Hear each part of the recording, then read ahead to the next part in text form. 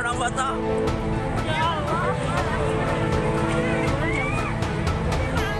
Warung soto yang berjualan di atas kali ambruk di Surabaya, Jawa Timur. Sejumlah pembeli yang tengah menikmati kuliner ini pun terjerembab ke kali.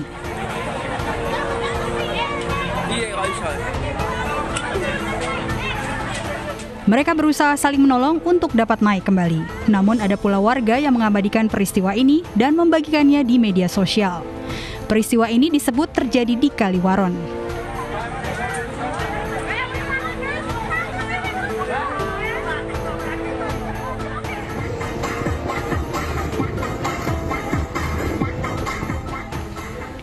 Aksi nekat seorang remaja yang tengah berjoget di atap sebuah mobil angkot di Ternate, Maluku Utara direkam oleh seorang pengendara yang berada di belakang angkot. Polisi langsung melacak usai rekaman video ini viral dan berhasil menangkap para pelaku, yakni inisial NS yang berjoget serta sopir mobil angkot FH di kawasan Fitu, Kota Ternate Selatan. Saat diperiksa, keduanya mengaku ingin mencari sensasi.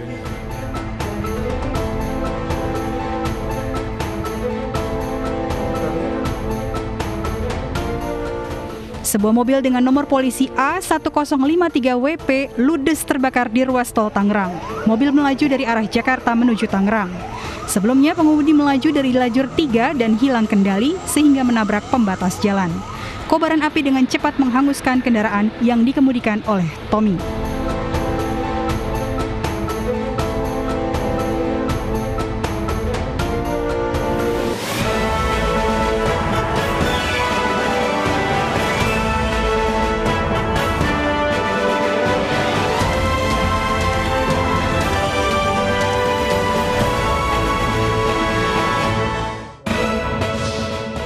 Kota Mamuju, Sulawesi Barat kembali diguncang gempa dengan kekuatan 5,2 magnitudo.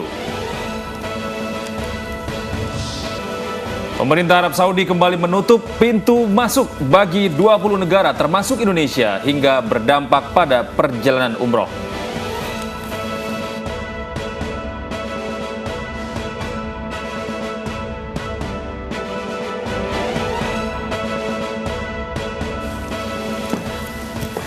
Selamat pagi pemirsa, kami hadir kembali dalam iNews Pagi melengkapi informasi Anda pagi hari ini. Ya, selain 3 berita utama tadi, kami juga akan hadirkan informasi penting lain bersama saya Gede Satria. Dan saya Fazilah Kaironisa, inilah iNews Pagi selengkapnya.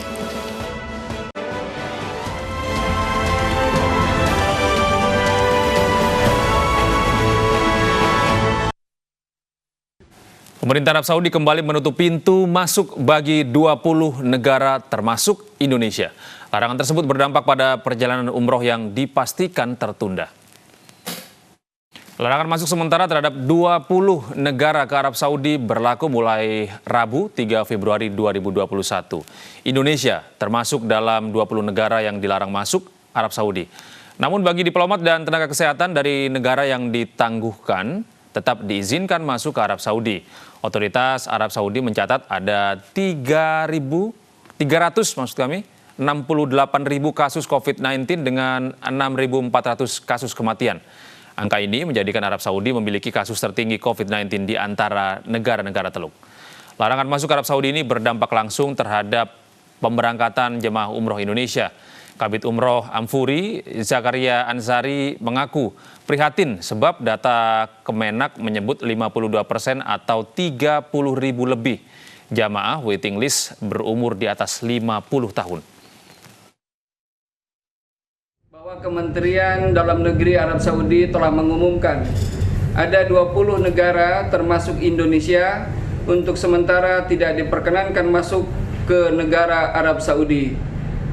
Dengan itu, maka seluruh keberangkatan umroh mulai tertanggal hari ini, tanggal 3 Februari 2021, untuk sementara ditangguhkan mengikuti aturan dan juga regulasi Arab Saudi. Pemirsa, Perdana Menteri Malaysia Muhyiddin Yassin akan menemui Presiden Joko Widodo pekan ini. Sejumlah isu yang akan dibahas antara lain perlindungan pekerja migran Indonesia di Malaysia serta keamanan di perbatasan.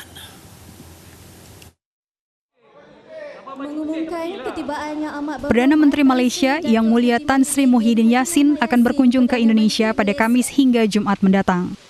Ini merupakan kunjungan ke luar negeri pertama Muhyiddin Yassin sejak dia menjabat sebagai Perdana Menteri Malaysia tahun lalu. Malaysia merupakan mitra dagang kelima terbesar Indonesia dengan angka perdagangan mencapai 16,5 miliar dolar Amerika tahun 2019. Serta mitra investasi terbesar ke-6 Indonesia dengan volume perdagangan mencapai 1,35 miliar dolar Amerika tahun 2019. Beberapa isu bilateral yang akan diangkat oleh Presiden Jokowi dan Menteri Luar Negeri Retno Marsudi, diantaranya perlindungan pekerja migran Indonesia, kerjasama ekonomi dan perdagangan, keamanan perbatasan, dan pengaturan travel corridor arrangement. Menurut data Badan Perdagangan PBB, investasi luar negeri Malaysia menurun drastis sebanyak 68% sejak pandemi COVID-19. Penyebab lainnya adalah kondisi politik yang sempat tidak stabil disusul pergantian Perdana Menteri. Kondisi diperburuk dengan kurangnya jumlah buruh lokal di Malaysia, berbeda dengan Singapura dan Indonesia yang dianggap PBB memiliki jumlah pekerja lokal yang lebih banyak. We're not as open as Singapore. We don't have a big domestic market like Indonesia, and we don't have access to low-cost labor like Vietnam. So we always need to position ourselves very strategically. And sadly, in 2020, the major concern that many investors have is the political instability that has plagued the country. Malaysia sejak lama bergantung pada buruh dari Indonesia yang dapat dibayar murah untuk tetap bisa bersaing di kawasan. ...180 tenaga kesehatan di Rumah Sakit Darurat Wisma Atlet Jakarta divaksin tahap kedua. Proses penyuntikan vaksin tahap kedua ini akan berlangsung selama 2 minggu ke depan. Sebanyak 180 dari total 2.653 tenaga kesehatan di Rumah Sakit Darurat Wisma Atlet Jakarta divaksin tahap kedua pada Rabu kemarin. Penyuntikan vaksin dilakukan secara bertahap dan ditargetkan akan selesai dalam 2 minggu ke depan. Setelah divaksin, para tenaga kesehatan akan diobservasi kurang lebih 2 jam untuk memastikan ada tidaknya alergi. Vaksin yang pertama sampai saat sekarang sih belum pernah merasakan ada gejala apapun ya. Tetap fit, tetap aktivitas seperti biasanya. Untuk masyarakat sih ikut dilaksanakan aja vaksinnya karena ini kan bagus buat menjaga imunitas tubuh dari pandemik ini supaya imunitasnya kuat. Setidaknya membutuhkan waktu hingga 1 bulan untuk menyelesaikan tahapan vaksinasi COVID-19 tahap 1 dan 2 bagi seluruh tenaga kesehatan yang ada di Rumah Sakit Darurat Wisma Atlet Jakarta. Dari Jakarta, Bunga Ayu, Dimas, Riki Kurniawan, iNews melaporkan. Pemerintah akan memberlakukan PPKM Mikro sebagai respon atas hasil evaluasi PPKM sebelumnya yang dinilai kurang efektif. Menko Perekonomian yang juga Ketua Komite Penanganan COVID-19 dan Pemulihan Ekonomi Nasional, Erlangga Hartarto, mengatakan Presiden Jokowi meminta pembatasan lebih berbasis mikro untuk memastikan penularan di lingkungan tempat tinggal semakin berkurang. Melalui PPKM Mikro, pengawasan dimulai dari lingkungan terdekat.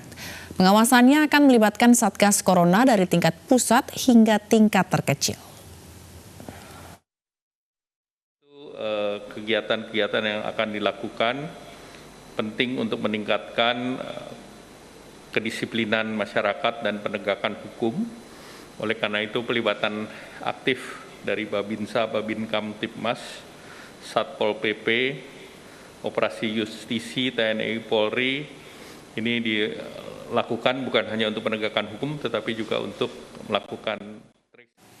Sementara itu, Forum Komunikasi Pimpinan Daerah Provinsi DKI Jakarta meluncurkan Gerakan Jakarta Bermasker. Gerakan ini diinisiasi untuk menyadarkan masyarakat akan pentingnya mematuhi protokol kesehatan. Pencanangan Gerakan Jakarta Bermasker yang digagas Gubernur DKI Jakarta, Pangdam Jaya dan Kapolda Metro Jaya dilaksanakan di Gedung Promoter Polda Metro Jaya dan serentak di Kampung Tangguh yang tersebar di Jabodetabek. Karena itulah kita mengkampanyekan terus-menerus kepada warga se-Jabodetabek agar lebih disiplin, lebih konsisten. Sidang lanjutan dugaan pelanggaran protokol kesehatan yang melibatkan Raffi Ahmad dalam sebuah pesta kembali bergulir. Raffi Ahmad kembali tidak menghadiri persidangan di Pengadilan Negeri Kota Depok, Jawa Barat.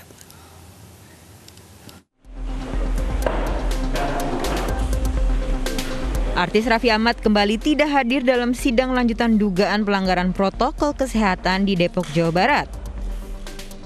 Ia pun diwakilkan kuasa hukumnya.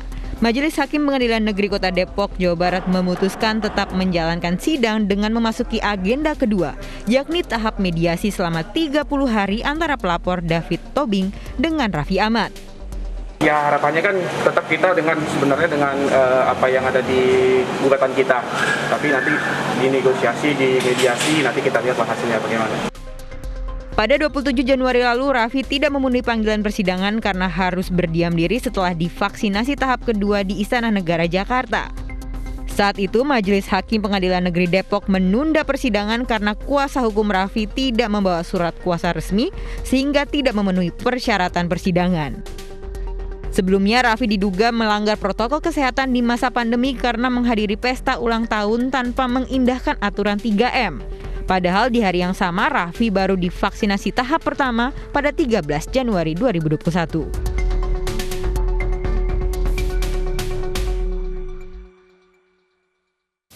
Pemirsa, nekat buka saat PPKM tahap kedua, rumah kafe dan karaoke di Sidoarjo, Jawa Timur disegel Satgas Penanganan COVID Sidoarjo. Petugas mengamankan pemilik kafe dan 4 pemandu lagu untuk diperiksa di Mapolsek setempat. Kafe Mama Devi kelihatannya tutup tapi di dalam. Satgas Penanganan COVID Sidoarjo Rabu siang kemarin menggerebek rumah kafe dan karaoke di kawasan Tropodo Krian Sidoarjo yang nekat buka dan beroperasi siang hari. Penggerebekan dilakukan akibat terdengar musik dari dalam sebuah rumah kafe dan karaoke yang tertutup rapat. Setelah berhasil masuk, petugas mendapati adanya aktivitas di dalam rumah kafe dan karaoke tersebut. Sejumlah ruangan pun disisir dan petugas mendapati sejumlah pengunjung sedang bernyanyi dan minum minuman keras didampingi sejumlah wanita pemandu lagu. Nah, modusnya dia buka siang hari tapi pintu ditutup. Pintu ditutup namun di dalam dia operasional. Tapi dia lupa kalau di depan lokasi banyak parkir sehingga akan diketahui bahwa di situ masih banyak orang di dalamnya. Itu pun terdengar musik dari luar. Sementara untuk membuat efek jerah bagi pengelola kafe agar tidak membuka kembali kafe dan karaoke selama PPKM tahap 2 berlangsung, petugas menyegel bangunan kafe itu dengan memasang garis polisi. Dari Sidoarjo, Jawa Timur, Pramono Putra Anyus melaporkan. Hanya karena tidak dibelikan sepatu untuk bekerja, seorang suami di Batam tega menghabisi nyawa istrinya. Kami akan kembali dengan informasi lengkapnya usai jeda.